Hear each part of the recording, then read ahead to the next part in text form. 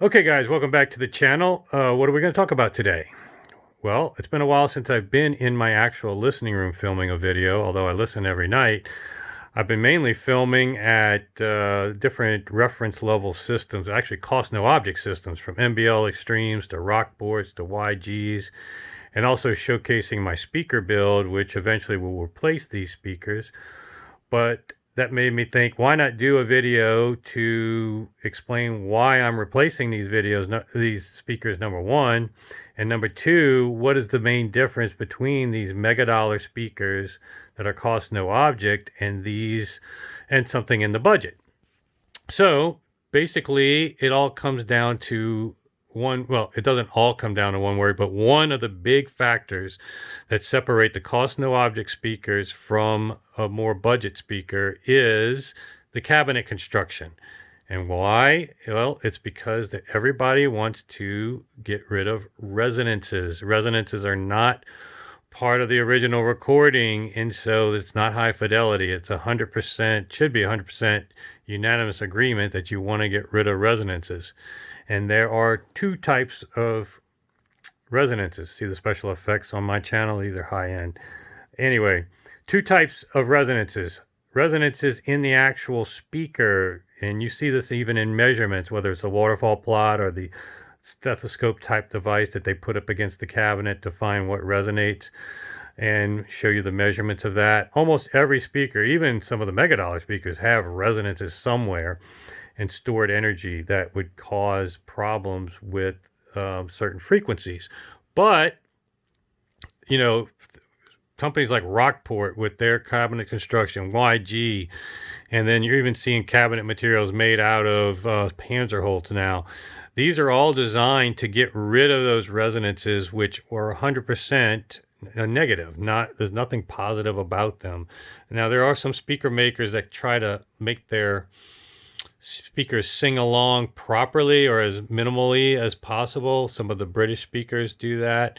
Very minimal bracing, and their cabinet construction is very basic, but they tune the resonances to be not as problematic. And so that's going to be part of your job when you have budget speakers. And I had to do that with these because this panel, due to shipping damage or whatever, this one resonated. These other ones didn't. And so I was able to locate where it was, and mostly down here. You can see kind of the putty, and I have some sorbethane down here. And I've already got them on Townsend seismic bars. And I've even got some bungee cords to kind of reduce the resonance. These are like musical instruments in a way. You got to think of it. And how you can control resonances and the sound of a musical instrument is how you would control resonances in a speaker, in terms of if you're trying to do something after the fact and there's a budget limit, you can't afford the Rockports or the YGs or the Magicos that have all these bracings or tension given to it. So, but before we get into talking about all the fixes for it, let's talk about how to find these resonances. And then, as I said, there's two different types of resonances.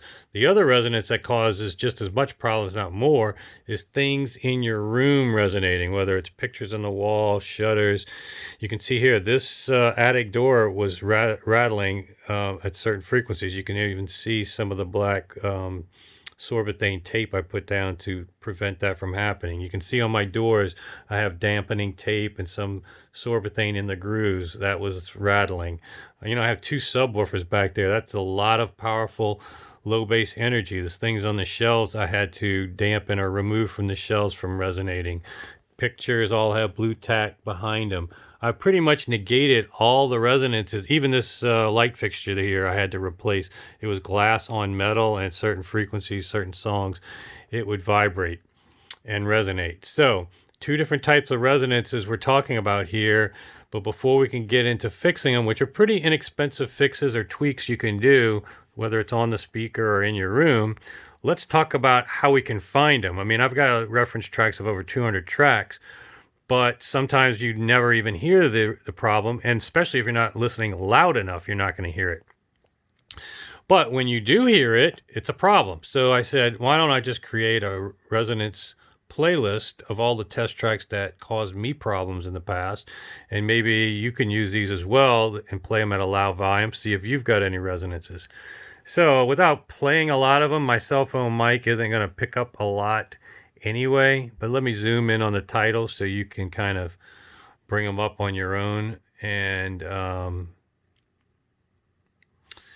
try them out. Ella Voss, White Noise, Bad Guy, Billie Eilish. Those are two very powerful synthetic, gives you that really powerful bass. That's powerful bass that can excite things in the room more so than things on the speaker. So whether it's a light fixture or a door or picture on the wall, those two tracks can, if you play it loud enough, can cause problems. Limit to Your Love is another one that has, midway through the song, really low bass that'll resonate things in the room or even on your speaker. The other two tracks, Don't Give Up on, well, this one, Don't Give Up on Me, has basically a male voice, Solomon Burke, and a lot of other instrumental stuff that a lot of energy in those low mid-range upper bass area that will excite things mainly, at least in my cases, on speakers. So I was able to get rid of that with that track helping me identify what was resonating and the voice being clean. Still to this day, there's one time when he says me and it's just a little bit of twang to it that's a resonance, but you can only do so much. You're just, in many cases with your fixes, you're just like these British speakers do. They push the resonance to a non-threatening or less, obtrusive area for listening. So that's what I basically did. On these other tracks, I used to have big problems, and I've gotten rid of all of it. So it's livable. But I'm doing that new speaker, the GR Research. I think there'll even be better bones from which I can address any resonances those have versus these have been just tremendous challenge. And so that's why I almost feel like I'm an expert on resonances because of all I've had to do with these speakers. Just to show you, the blue tack, the putty in the grooves, ripping off the grill, bungee cord pulling down, tuning this like an instrument, the no res type material that's on the back baffles, you can see it's an extensive project, and really making small changes, even like moving one piece of sorbethane would make a change. And just to show you, before you even get to these tracks though, probably skip this part, I shouldn't have. Let's go to maybe something like YouTube. You want to play something like a frequency sweep first to see if you can hear it just through a slow frequency sweep. And this one was one I used originally and found around 200 hertz. I was getting resonances at a certain volume level from that one panel down here in this area. And so that's where I concentrated my efforts. And sure enough, once I fixed it, it fixed a lot of the issues with these various songs. But like I said, there's two different types of resonances. So a lot of these songs I have on here, Poem of Chinese Drum is very bass heavy. That's things that would resonate in the room. So you need to address that. Baba O'Reilly is a standing bass, and that's, if you know what a standing bass sounds like and those notes, you can tell resonances versus the true resonance and decay of the instrument. Forget About Dre. Here's another synthesized bass. Just the instrumental version is good to play, so you can get a little feel for that. Synthesized bass, if it's exciting anything in your room or in your speakers. No Sanctuary Here is another. This is one that No Sanctuary Here is played all at the shows, but it's a slow version. This is a kind of a remix with this Marian Herzog. Let me just play a little bit for you. A lot of these aren't going to be, you can't pick up much bass on a cell phone mic, but just to give you a taste.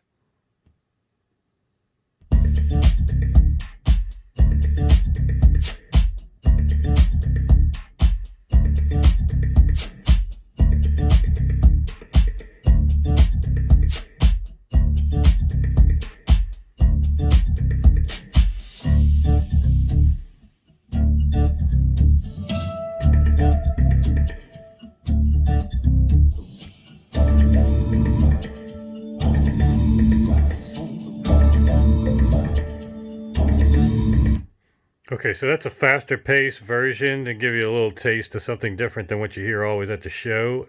And it also is better for detecting resonances in your room, the faster bass, and the powerfulness of it just resonates things a lot different than the other version. You can play both of them, obviously. But I like that, and that's very clean now for my system, and much cleaner than I hear at most shows, to be honest with you. Just a Little Loving by Shelby Lynn is another one that can resonate things in the room. It definitely resonated things in my room. Glass, I even put stuff on the glass window here. It's a blackout tape that not only blocked the sunlight coming in, but it also helped with resonances. So, depending on the frequency and the song, it'll resonate different things in your room, and that's why you need a comprehensive playlist to find these things. Flood Water has some harmonica and voice that was problematic for me at one time. Now it's not.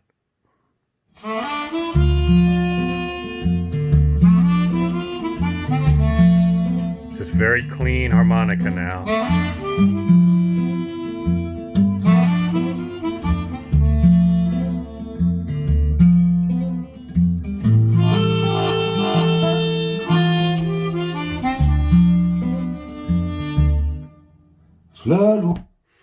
So yeah, harmonicas can often excite those resonances that are susceptible in the lower mid range, upper bass, this even upper mid range. So that track is really, if you play it loud enough and you have issues in that area, you will hear it. But now, and I had it myself at one time, but now it's very clean. It sounds like a real harmonica, and any decay in the notes you hear are actually, real to a harmonica, not, stored energy or any kind of resonance in your speakers.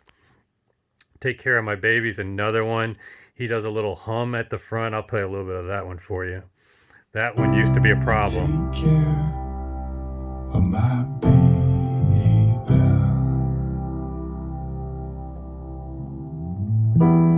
Take care of my love.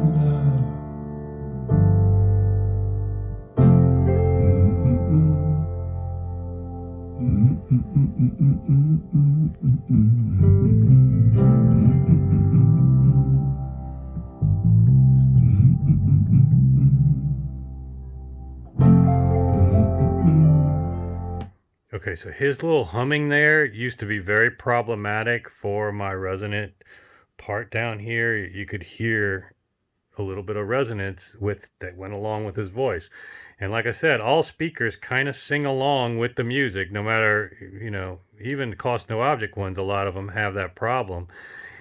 But some do a much better job than others, namely Rockport, YG, Magico, in terms of tremendous effort to stopping that or minimizing it. But you're going to have resonances at some point if you don't have a cost no object speaker, it'll be audible. So try these tracks, play them loud enough. Way Down Deep by Jennifer Warnes is actually appropriately titled song that has that bass that will resonate things in the room a lot, not so much on the speaker, at least in my case. But this combination of 12 tracks should get you at least to step one of identifying resonances. Oh, didn't move that finger there. That probably take you away from being in that cost no object performance level. You never can get rid of resonances totally. In certain rooms, maybe you're limited, unlike me, in being able to blue tack everything and do what I've done here. But anything that you hear resonance wise, whether it's on the speaker or in your room, is not part of the original recording. So as an audiophile, you should have 100% agreement here from everybody. We should try to get rid of that. And that's why these cost no object speakers cost a lot of money, because they spend a lot of effort going to those lengths to get rid of it.